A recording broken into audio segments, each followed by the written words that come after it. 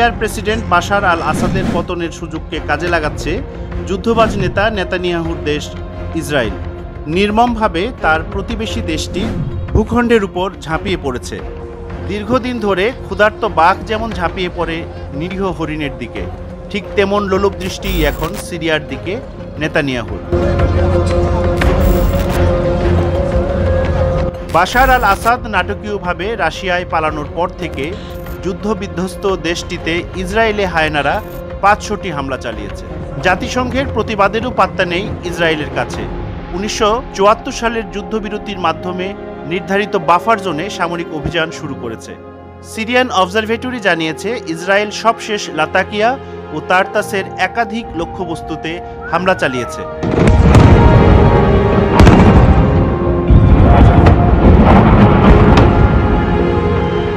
তারতাসে অস্ত্রের একাধিক গুদামে হামলা হয়েছে। এর মধ্যে উৎক্ষেপণের জন্য রাখা ক্ষেপণাস্ত্র ছিল। হামলায় বিস্ফোরণ ঘটে। এছাড়া তারতাসে আকাশ প্রতিরক্ষা স্থাপনা ও রাডার ব্যবস্থায় হামলা চালিয়েছে ইসরায়েল। সিরিয়ার অন্য জায়গায়ও হামলা চালানো হয়েছে।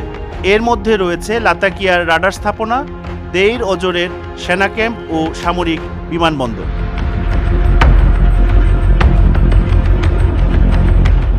ইসরায়েলের এই আক্রমণের পেছনে কি কারণ? তারা আসলে কি অর্জন করতে চাইছে? আল জাজিরার এক প্রতিবেদনে জানা গেল এর উত্তর।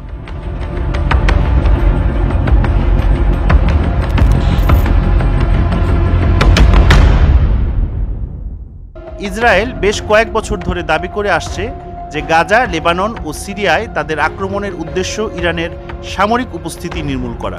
তবে ইরান বলেছে সিরিয়ায় বর্তমানে তাদের কোনো সামরিক উপস্থিতি নেই। খোদ ইসরায়েলি বলছে তারা সিরিয়ার অস্ত্রগুদাম, গোলাবারুদের ডিপো, বিমানবন্দর, নৌঘাঁটি এবং গবেষণা কেন্দ্রের মতো সামরিক স্থাপনা লক্ষ্য করে হামলা চালিয়েছে। তারা বাফার জোনেও মোতায়েন করেছে সামরিক বাহিনী। ইসরায়েল তাদের প্রতিরক্ষার স্বার্থে কাজ করছে। দখলদার দেশটির প্রধানমন্ত্রী বেনিয়ামিন নেতানিয়াহু ঘোষণা করেছেন গোলান মালভূমি চিরকাল ইসরায়েলের অংশ হিসেবেই থাকবে। ভবিষ্যতে সিরিয়ায় ইসরায়েলের লক্ষ্য কি হবে সে বিষয়ে আল জাজিরার প্রতিবেদনে সুনির্দিষ্টভাবে কিছু বলা হয়নি।